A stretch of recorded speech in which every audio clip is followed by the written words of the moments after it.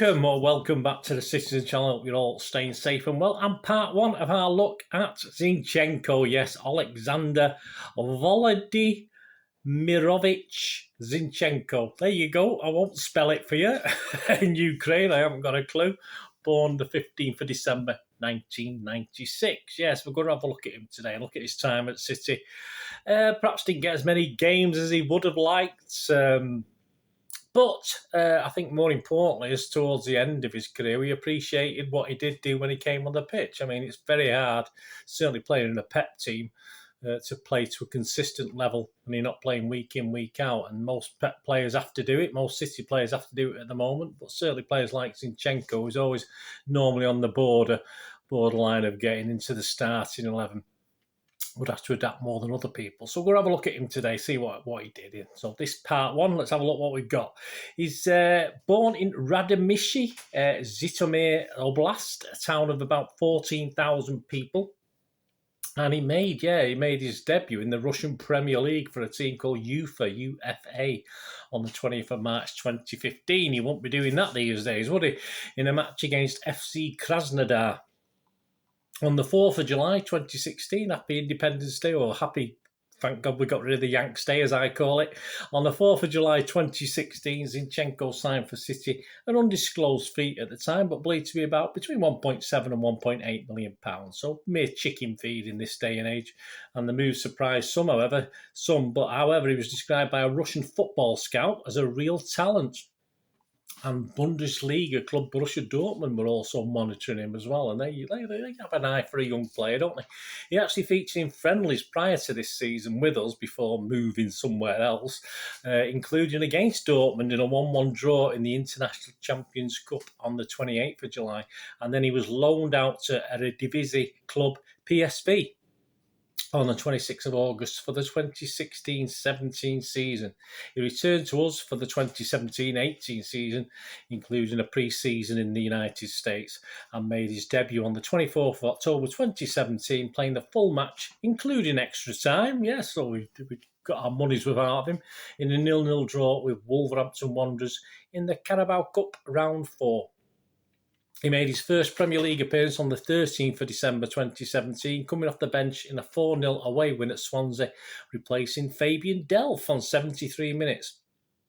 On the 19th of December 2017, he got his second start and scored the winning penalty kick against Leicester City after a 1-1 stalemate in regulation time with old memories, sending City through to the semi-finals of the Carabao Cup that season.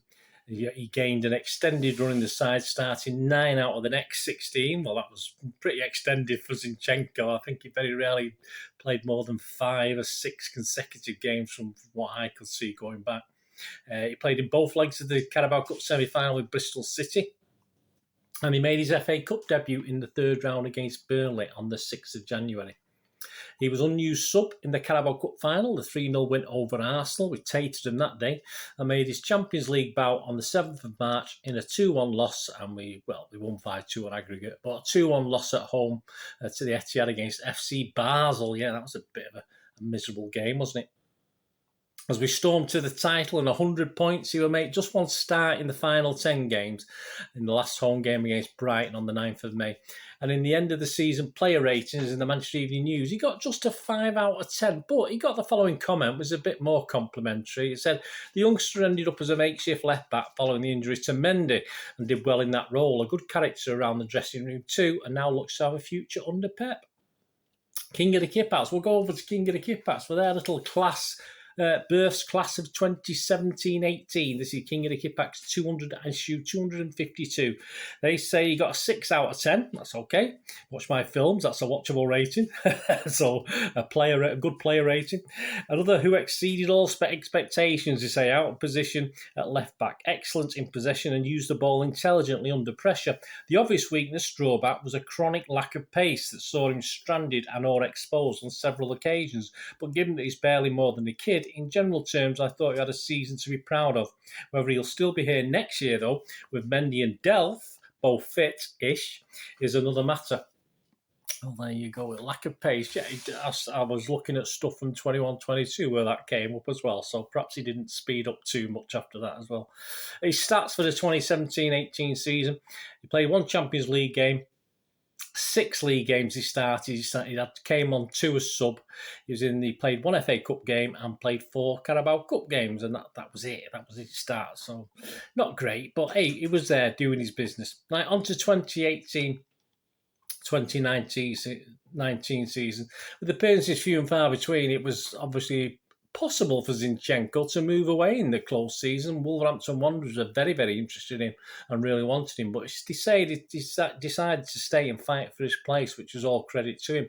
As a sort of reward for this, you could never say Pep hasn't got a good sense of humour. As a sort of a reward, Pep actually didn't make his first appearance for Pep of the 2018-19 season until a 3-0 away win at Oxford United in the Carabao Cup on the 25th of September. So thanks for staying, mate, but you'll have to sit on the bench or not even be in the squad for a few games. In the same week, he made his first league start of the season in a 2-0 home win against Brighton. Due again to injuries to Mendy and Delph, and that's where he was getting his role. He wasn't getting a role in midfield, which is what his standard position was. It was just that left-back position. From November the 1st at last, he began to get a few more starts and was rewarded with 3 Champions League starts and scored his first non-penalty shootout goal in the Carabao Cup semi-final first leg against Burton Albion on the 9th of January 2019. A very tight game, if you remember it, if you were there that night. A 9-0 home win. So he managed to get on the score sheet. And he possibly had his best game today on the 10th, or probably one of his best games, full stop, probably in the top 5, on the 10th of February in a 6-0 thrashing of Chelsea. He kept both Pedro quiet and racked up a couple of assists as well, so pretty good. And he started the 24th of February Carabao Cup final against Chelsea, which we, of course, won on penalties. Despite missing out on the semi-final spot at Wembley for the FA Cup, he did start in the final, for the record-breaking 6-0 win. And he played the final handful of games, including the title clincher at Brighton. And in King of the Kippax issue 261, Burst Class of 1819, reads as such: if you ever wanted an encapsulation, this is well put, of why City are currently light years ahead of United, then Alexander Zinchenko is it. No TWAT's haircut, no histrionics, no ego, no expectation of a ludicrous salary, just a desire to play for the badge and to realise his own ability. Could have signed for Wolves in the summer, could have dropped off a la Sancho over lack of game time, but instead did neither of those things and chose to stay and fight for his place. Fully deserved his new 5-year deal. So 8 out of 10. So what was his stats for this Fourmidables season, which is what it was, don't forget. Champions League, 4 starts, 1 as sub, a couple of assists. In the league, he made 14 starts, 3 assists. In the FA Cup, he made 3 starts, 1 as sub.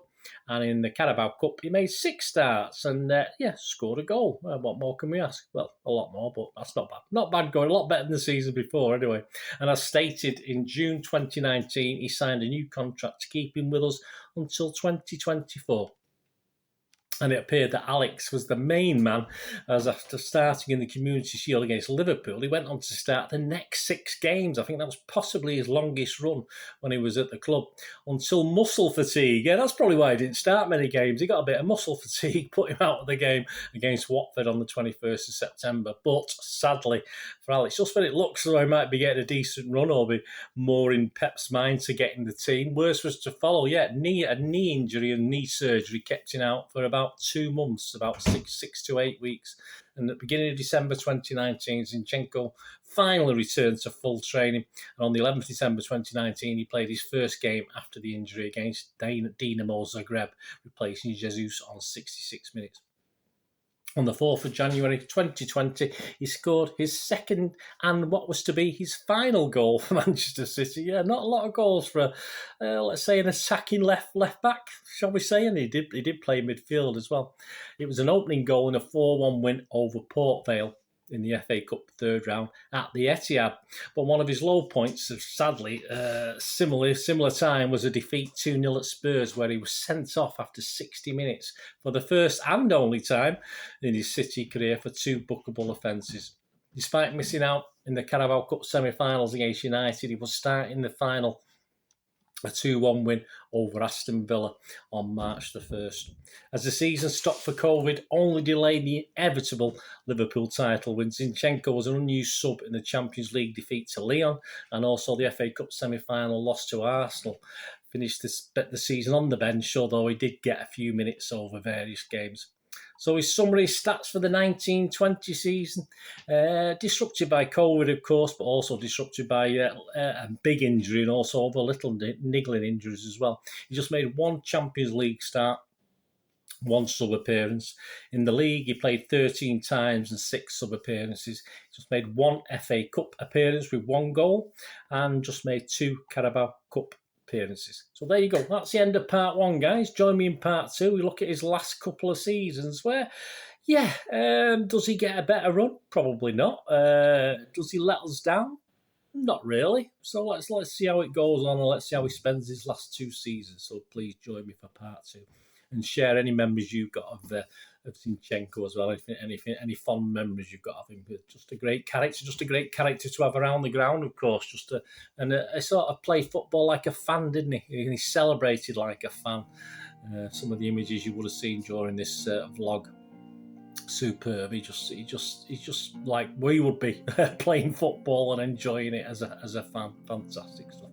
I'll join you very, very soon. Please, till we meet again. Stay safe, Blues.